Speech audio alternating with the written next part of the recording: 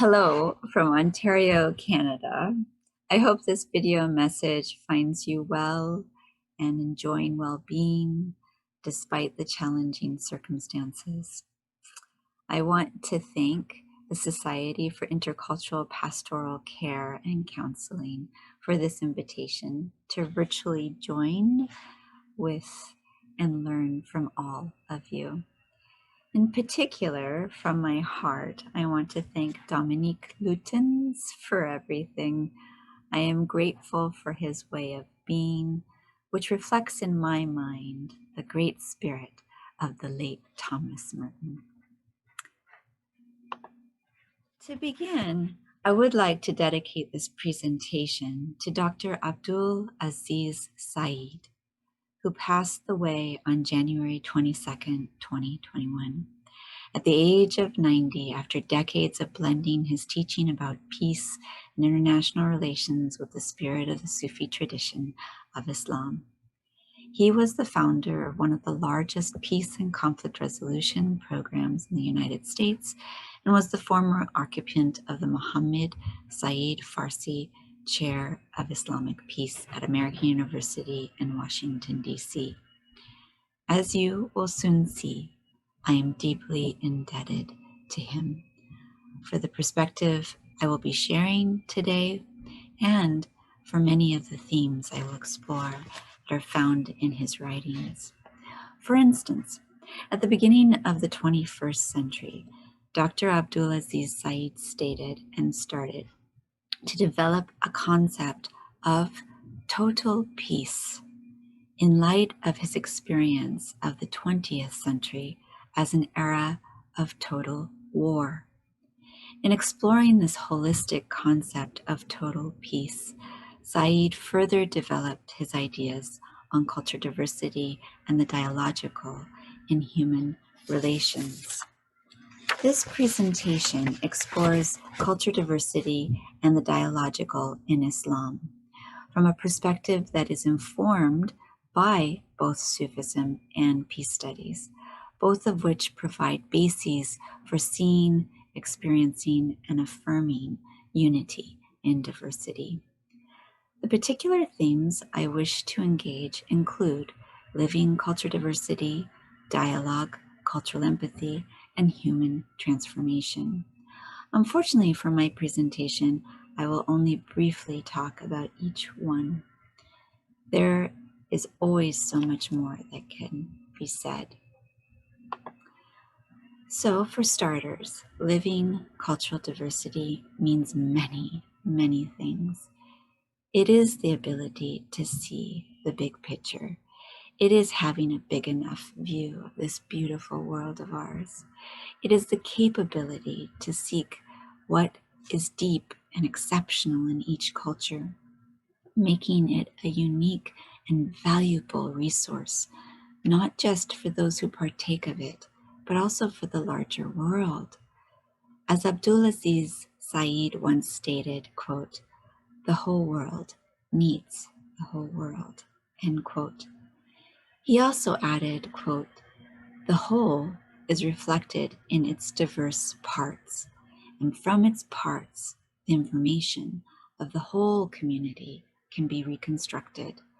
The total is greater than the parts, but only when the parts are taken into account," end quote. For Muslims, Islam is not only a metaphysical guide and a theological doctrine, but it is also a historical dynamic expressed through diversity of cultures. The history of Islam is a history of relations between the ideals of the Quran, the holy book for Muslims, and the ability of Muslims to realize them and manifest them in their lived cultural contexts. Ideals of Islam are not static, but emergent. Every historical period and cultural milieu has given a different synthesis of Islamic ideals. Living culture diversity in Islam is to embrace and learn from the shared histories of past civilizations that manifest anew into today's realities. For instance, classical Islamic civilizations influenced by the diverse Muslim dynasties of the Umayyads, the Abbasids, and the Mughals were constructed not only out of Arab, Biblicist, and Hellenic cultures, but cast an even wider net by integrating Persian, Central Asian, Chinese, and Indian components within their cultural synthesis. Historically, Islam has been and can still be seen as a true bridge between West and East, North and South. The extent to which the Islamic experience has bridged cultures has often been underappreciated. Yet there are so many historical examples underscoring how closely intertwined the Islamic experience has been with that of Europe and, of course, other lands. Examples that can inspire us as we reflect on what it means to live and embrace diversity. On this slide are just 3 examples. The first I mention is Abdurrahman ibn Khaldun, the great sociologist of Islam. He made efforts in the 14th century to tutor an Andalusian prince after the model of the ancient Greek Plato's Republic. This, of course, is a great example of how Muslims translated, transmitted, and transformed knowledge from ancient cultures and civilizations. Another example is Copernicus, the great Polish astronomer and mathematician. While constructing his heliocentric planetary theory, found it obligatory to cite Muslim astronomers who had recorded their observations and ideas in Arabic. This, of course, is a great example of how Europeans translated, transmitted, and ultimately transformed knowledge from Muslim cultures and civilizations. Another intriguing and thought-provoking example is Dar Shakur, the son of the great Shah Jahan of the Mughals in India, who himself ordered the construction of the majestic Taj Mahal, which is, of course, there's an image on this slide of it. Dar Shakur personally translated 40 Hindu Upanishads. Today, this might sound surprising to many of us, but as scholar Carl Ernst states, at that time, quote, it was easy for Muslims in India to view yogic and Vedantic teachings of the subtle power in the mantras to that of the Muslim meditations and formulas consisting of Arabic names of Allah, of the one God, end quote. I could go on citing many more examples of surprising ways in which the Islamic blends with that which we consider inherently Western or Eastern. But I would like to shift now from the historical to the theological and ask, how is living culture diversity reflected in the religion of Islam? What perspectives within Islam make it desirable not just to cite past connections across cultures, but to envision new forms of dialogue and appreciation? At the heart of the message of Islam is the Quranic concept of Tawheed, the unity of God, of being, of humanity, and of truth itself. This universalistic concept commands that the material and the spiritual are in reality one. Furthermore, at the human and social levels, oneness is the overriding principle, even amid differentiation. This, of course, is reflected in the Quranic verse 49:13. O humanity, we created you from a single pair of a male and a female and made you into peoples and tribes, that you may come to know one another. Verily, the most honored of you in the sight of Allah, the one God, is he who is the most aware of God amongst you. As this verse reflects, through unity, humanity can come to know and respect cultural and religious differences that are inextricably linked to a recognition of the connectedness of all human beings. According to Islam, the reality of ethnicity and culture diversity is an expression of the divine will, while at the same time, humankind is directed to embrace the notion of the unity of humanity through, of course, the expression of human solidarity. The vision of unity in Islam then also provides for cultural pluralism and cultural coexistence. Muslims, whether Arab, African, Asian, Indian, Persian, North American, European, you name it, have retained and can continue to retain their culture within Islam. Such intersections of different ethnic and national cultures result in diverse expressions and manifestations of Islam.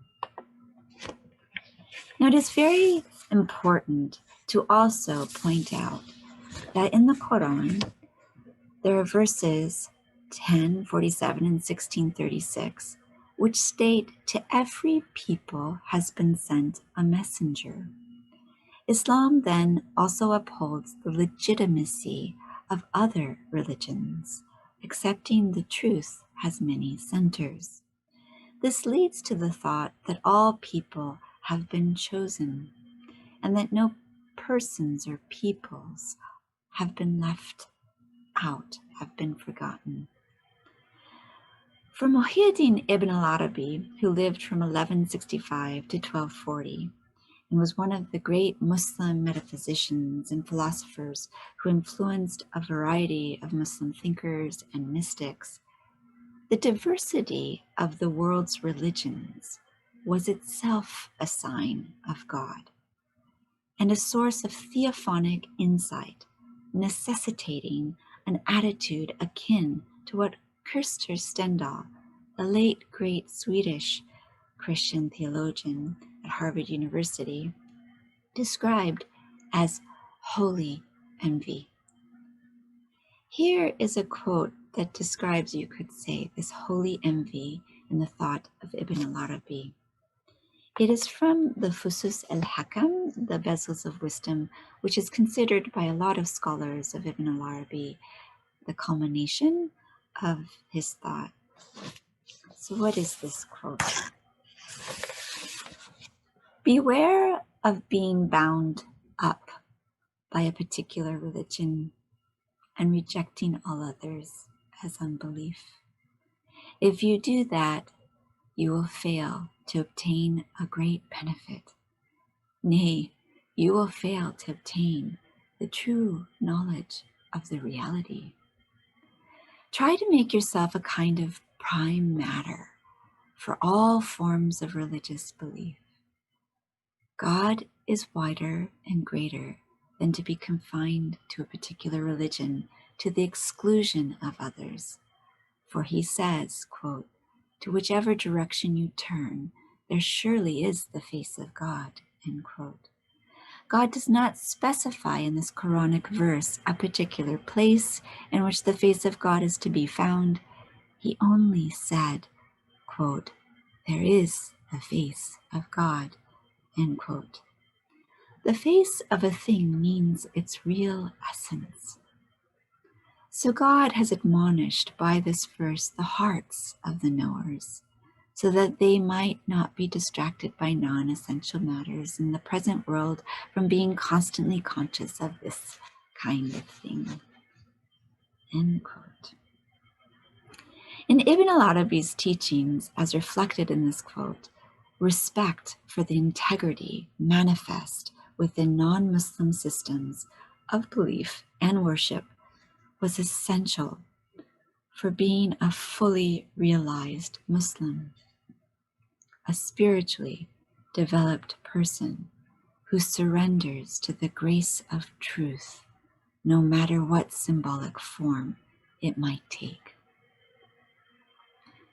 There is a great need to understand this more self-reflexive, pluralistic thinking and way of being within Muslim history, in which Muslims have expanded their perceptions of themselves and others, moving beyond negative and defensive consensual thinking and being. And in doing so, there is no one definitive discourse of Islam that can definitely label or shape contemporary or pre-modern Muslim identities. Rather, Muslims through transnational as well as transcultural conversations, negotiations, are and have been interpretive agents of multifaceted textual and contextual realities. Now, another theme that I would like to explore in this presentation that is embedded within living culture diversity and Islam is the concept and method of the dialogical. And to discuss this theme, I would like to share a quote by Dr. Abdulaziz Said, which he stated in a speech on March 19, 2002 in Damascus, Syria at the National Library. So over a decade later, his words, in my opinion, speak louder, even louder. Quote, "The information revolution of the 21st century has set in motion two contradictory trends in the world. One, localization, leading to self-assurance and the strengthening of each other's own traditions. And two, globalization, which spans the sheer diversity of human expression. This context defines the nature of our contact in a broader sense. Through this growing awareness of diversity lies our unmistakable unity, our humanity, and our common values and needs. It is up to us at this crucial time in our shared history to determine how we will know and relate with each other, how we define and benefit from our relationship, and how we will cope together with the teeming diversity of our global community. Dialogue as a new paradigm in global relations is based on knowledge to achieve new knowledge and to see each other with different eyes, in a different light, looking together toward a shared future in a global community to make the world safe for diversity. The need for a dialogue of civilizations is based on the recognition that our changing realities requires a new global ethic and new perception of one another." End quote. So in this quote, you find many cross-cutting themes that Abdulaziz uses to define dialogue. It is the basis for embracing global citizenship and for what Said calls the first planetary culture. This idea is so, of course, timely, especially in relation to the global pandemic that we all are experiencing and navigating. As Said adds, quote, "We have moved from a humanity which lived a collective life as fragments of the whole into a new context of humanity as a whole." End quote. In emphasizing our humanity and our common values and needs, in the same paper, Abdulaziz Said calls on the humanist insight within the great ancient Greek philosopher Plato by stating the following quote, "Plato said that while we might not be able to agree with each other, if we have an open and honest conversation, we will be able to empathize with the human predicament each of us finds ourselves in. Because human life is so similar in its deeper significance and issues, whatever our society and culture. End quote. So dialogue begins with recognition of human complexity and differences, especially in light of what is good for the human in self and other. What follows is a sincere effort to counteract misperceptions and double standards. This means replacing moral self-images and immoral other images with perceptions that are closer to reality, closer to the underlying unity of human experience. The beauty and spiritual significance of a vision of unity in diversity can be appreciated symbolically. And through contemplation of themes in sacred Islamic architecture, we can witness cultural inflections of the theological and mystical. And these inflections are really important and connect, of course, to living cultural diversity. Why? Through such architectural symbolism, we can contemplate complex abstract thoughts like unity within plurality or the one and the many. And it is important to recognize that within traditional Islamic metaphysics, this world is a world of symbols in dialogical relations to one another. And some of the great symbols of unity within plurality found in the Muslim world are, of course, the majestic mosques and shrines in the Muslim cosmopolitan cities such as Isfahan, Istanbul, Cairo, Lahore, you name it. Now, unfortunately, I do not have time to discuss this subject in detail, but it is fascinating to note how each aspect of traditional Islamic architecture, whether its structure, its design, patterns, even colors, not only reflect distinct cultural contributions to the arts and sciences, but was, of course, and is intended to evoke and ultimately aid in the discovery of higher spiritual realities. So one example is, of course, the geometric dome found in most traditional mosques and shrines, and it represents symbolically the ultimate vault of heaven. It is the universal spirit which encompasses everything and unifies all differences. It also, in its sacred geometry, is constituted by a system of balanced relations. Every part has to comply to the next part to remain functional. Additionally, each part contains its own center, or you could say absolute, within itself.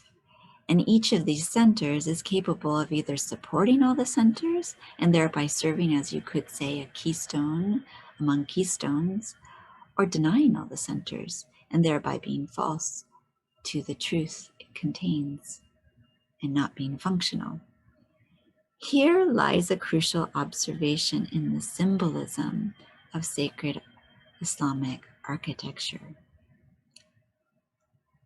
There is a sense in a sacred geometric dome in which the center holds all of the surrounding centers of the design and relates to them as a uniting principle, even as each individual component of this larger dome design also constitutes and manifests the larger configuration. Therefore, the strength of the sacred geometric dome depends on what you could metaphorically call open dialogue, where, quote, like Abdulaziz Said states, the whole is reflected in the parts, and from the parts comes the ever greater whole, end quote. Now, in my own research, I have found it compelling to think of social networks and relations as similar patterns to that of the great sacred geometric domes, which manifest unity as well as diversity, patterns of connection through which parts can, of course, create a greater whole. And as a doctoral student almost 2 decades ago, I sought to encounter transnational dialogue amongst Muslim women activists from different cultural and national contexts. And of course, I still do. And I witness continually for what for me are expressions of Islamic cultural diversity and of the broader idea of unity and diversity maintained by dialogue. On this slide and the next are some images of beloved Muslim women whom I've had the honor in experiencing the wonder of dialogue. And from these encounters and others, I thoroughly believe that open dialogue is a mirror of consciousness that guides the participant toward an awareness of assumptions. Like a river of meaning ever flowing through us and between us, dialogue transforms the part and the whole into a greater harmony of coherence. Dialogue then creates healthy relationships between the individual and the collective.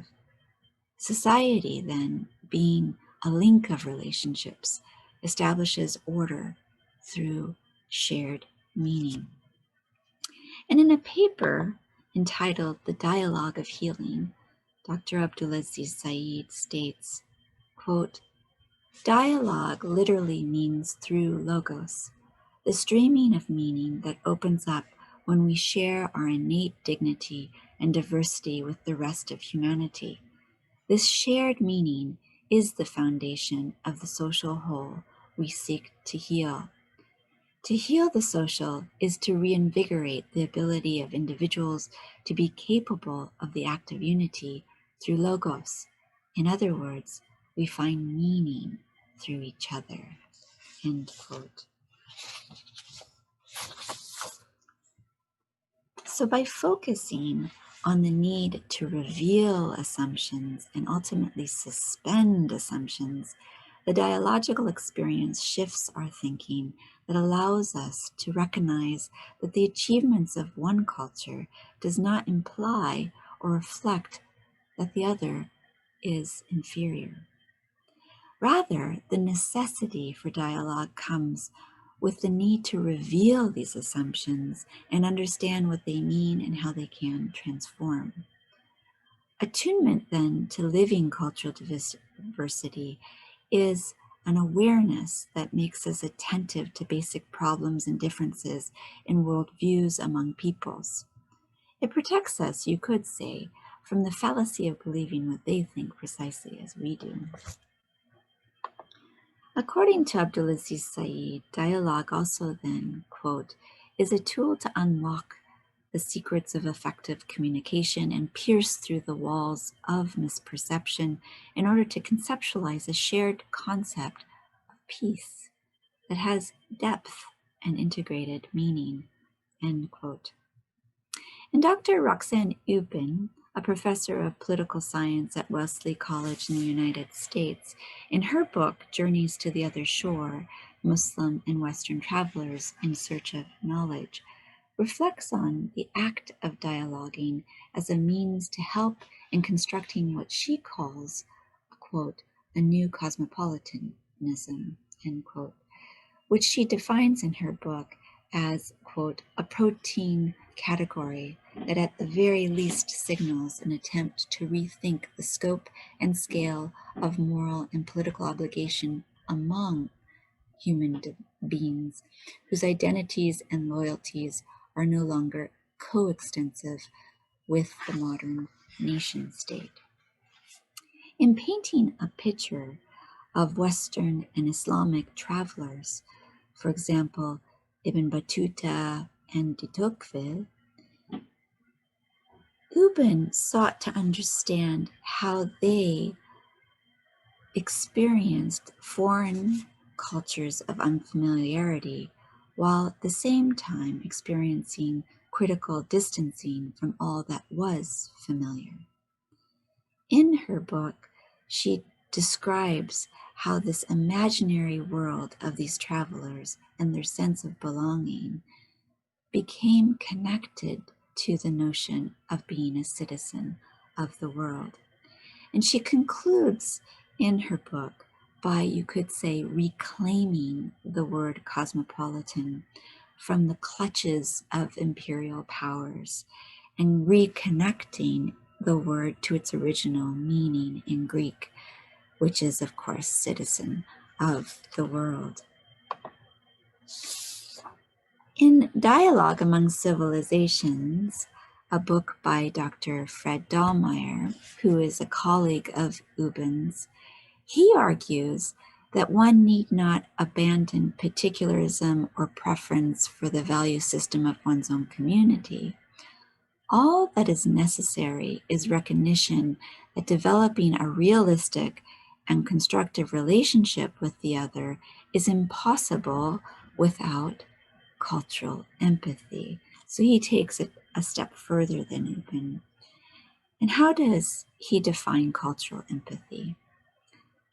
The ability to suspend one's own frame of reference long enough to enter and experience the other's world of values, experiences, and meanings. In doing so, Dahlmeyer believes that one is aware of the inevitability of experiencing the other's world and how that experience in turn influences one's own understandings. Such empathy produces what Dahlmeyer calls, quote, integral pluralism, end quote, or what he calls being with, which recognizes that we are all products of symbiotic relationships between tradition and modernity, between global and local, between West and East, between North and South. And this relational symbiosis is the act of living together in a more intimate association or close union of dissimilar otherness, whether temporal or spatial. Transcending the bifurcation of the world based in static, separated, preconceived concepts of self and other, symbiotic thinking encourages what other scholars have pointed out, more organic awareness of a pluralized identity as an ever-changing whole with, you could say, endless frontiers. So, in light of these scholars, to define dialogue as a process enabled by empathy, you could say that all of them have gleaned from the human psychologist known as Carl Rogers, for whom empathy was among the most vital means of understanding the human condition. Rogers states that, quote, empathy is to perceive the internal frame of reference of the other with accuracy and with the emotional components and meanings which pertain thereto as if one were that person, but without losing the as-if condition, end quote. Rogers then, of course, differentiates empathy from identification with the pain, pleasure, or confusion of other persons. And here's another quote by Rogers. To be with another in this way means that for the time being, you lay aside your own views and values in order to enter another's world without prejudice. In some sense, it means that you lay aside yourself, end quote. So living culture diversity also then involves being sensitive, moment, to felt meanings which flow in others. Our capacity for moral behavior is directly related to our capacity for empathy, for experiencing connectedness. When other seems different, hard to empathize, of course it's easier to dehumanize. Dr. Abdulaziz Said is also known for saying, quote, We need to meet people where they are at, end quote. This practice, interestingly, enables each person to become, as Said states, quote, a more individually authentic yet simultaneously recognizing the genuine uniqueness of others, end quote. It also means the ability to enter the private perceptual world of others and feel at home, using empathy as a mode of inquiry, analysis, and engagement. When we empathize, we learn and experience patterns of human connection within our diversity. We also experience another quality of living culture diversity, which is seen with beginner's eyes. We need to learn to be beginners. We need to remember to be beginners as well. And there are the ones who believe that, I should say, the beginners are the ones who believe that learning never ends, and then one must wake up every morning as a beginner. And why? Well, what happens when we forget to be a beginner?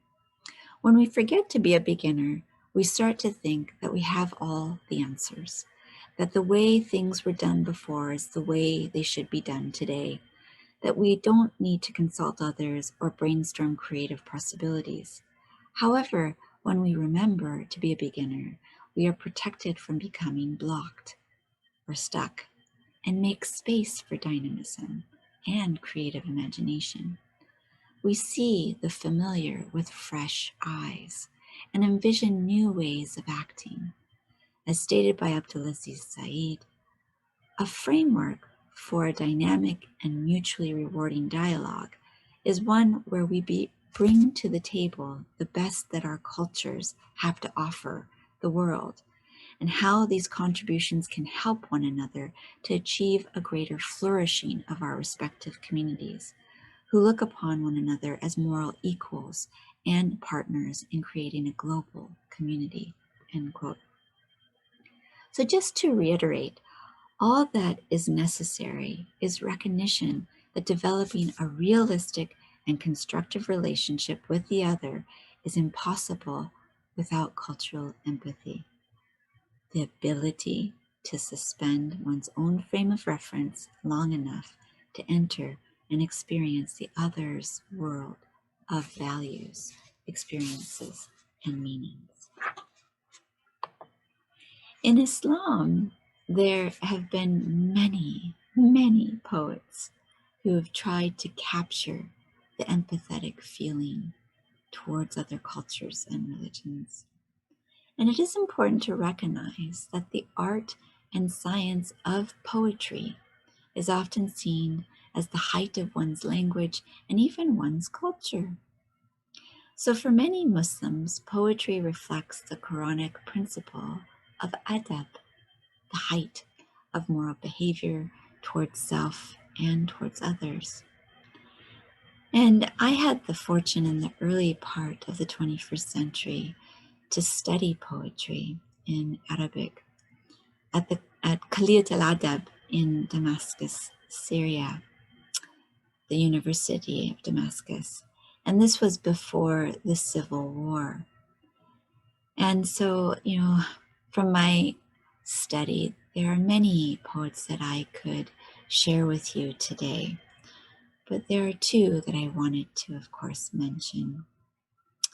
The first that you see on the screen is by Ibn al-Arabi, and it's a very famous part of a poem that's been used a lot, especially for interreligious and intercultural dialogue. And so what is it? It's a part of a poem in the Tarjuma al-Ashwaq, Interpreter of Desires by Ibn al-Arabi. And it says, "My heart has become capable of every form. It is a pasture for gazelles and a convent for monks, a temple for idols, and the Kaaba for the pilgrim. It is the tables of the Torah, and it is the book of the Quran. I profess the religion of love, whatever the destination of its caravan may be. Love is my religion and my faith. And another very powerful and famous poem that is a great example of empathy is found in Sadi of Shiraz in his Gulistan. And it states, "The children of Adam are limbs of one another, and in their creation come from one substance. When the world gives pain to one or another, the other members find no rest. If you have no empathy for human suffering, the name of human you cannot retain." This last poem has been placed at the entrance of the United Nations building in New York City. And the United Nations celebrated Sadi in the placing of that poem. Now, lastly, for this presentation, culture diversity and empathy, as well as dialogue, just like peace, is never made. It's always in the making. So for my conclusion, I would like to end on the theme of transformation. Living culture diversity is a dynamic, transformational process. It is a journey, it's not a destination. As stated by Abdulaziz Said, quote, "Culture is a resource whose function is to express our humanity in ways that make us more human. Each individual is powerful. It's a powerful source of transformation," end quote. And this is another quote. "The process of peaceful relations involves endless transformations. There is no instant transformation. There are no instant transformers. In the same way that our limitations are inexhaustible, our growth for peace is limitless. Each moment when we see and detach from a selfish thought impulse, we deepen our peace by one step in the process of human transformation," end quote. Ultimately, living culture diversity is a transformational process involving a change in our conscious beliefs and in the structure of our underlying unconscious symbols, ideas, and abstractions, which of course hold our world in place.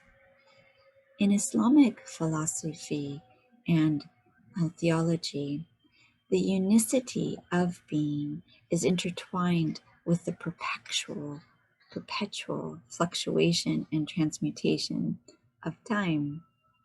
And this property of time as perpetual transformation is known as taqallub. The word taqallub is derived from the Arabic root qallaba, which is also connected to one of my favorite Arabic words, qalb. And in Arabic and English, qalb means heart, the human heart. The heart, to many Muslim philosophers, is seen as a vehicle, as well as the focal point of constant fluctuation, motion, endless transformations. It also, as reflected in the Quran, is seen as the locus of knowledge in which understanding and intelligence define a healthy heart. And there's a beautiful tradition in the Middle East where different leaders, if they see one another, when they greet one another, they say balik fi kalbik, which is a very archaic saying in the Middle East that's translated into English as mind your heart. So you can just imagine two leaders meeting saying balik fi kalbik, which of course is this duty to mind the heart. It also talks about how the mind is ultimately seen within the heart. And for the great Muslim metaphysician Ibn al-Arabi, he connects the heart to the Quranic concept of the throne of God. as a microcosm, sorry.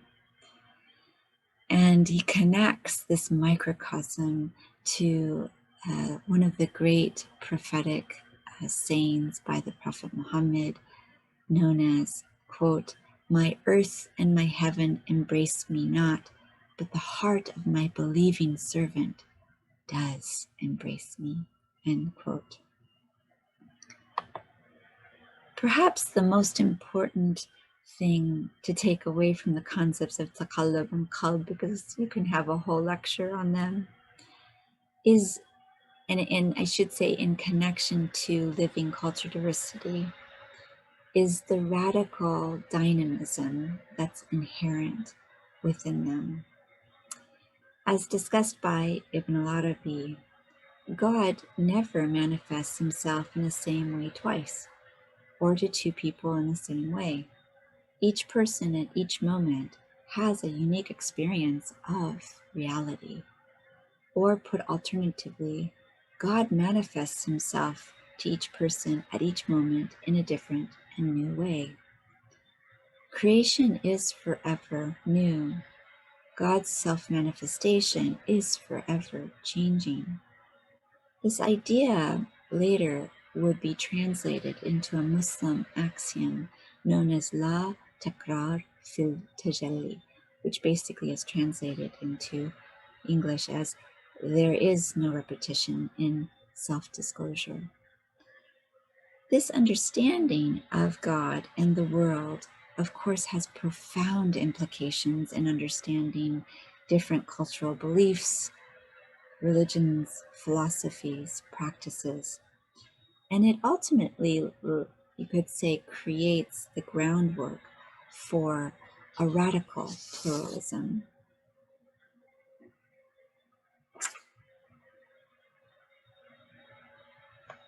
And on this slide, I have another quote by Ibn al-Arabi.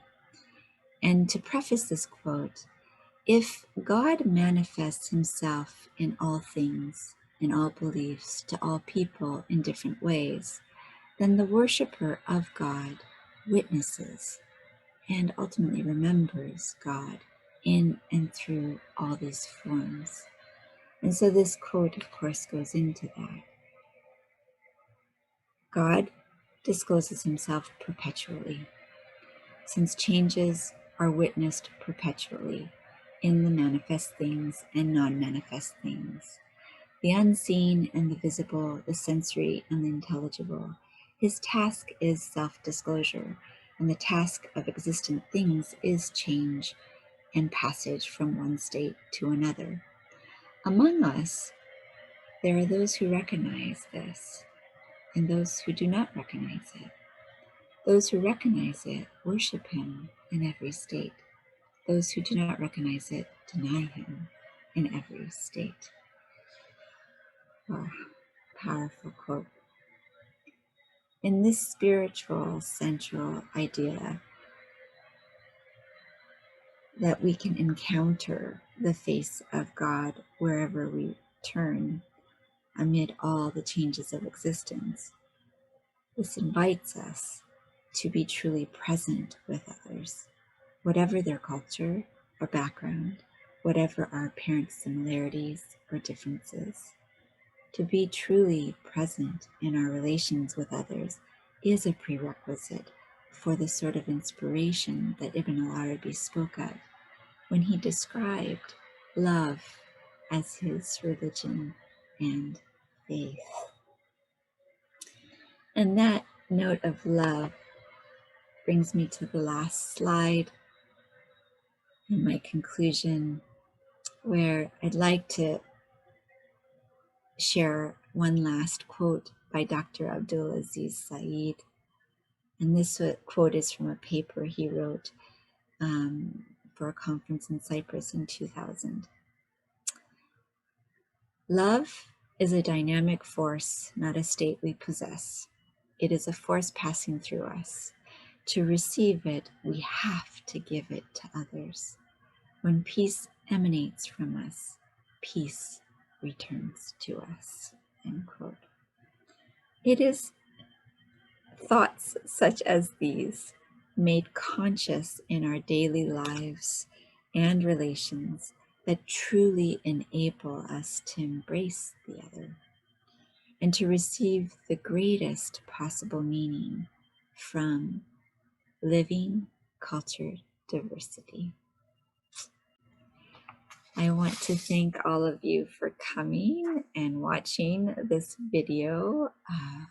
I look forward to any questions and thoughts that you might have. And most of all, I'm wishing all of you a beautiful today and tomorrow.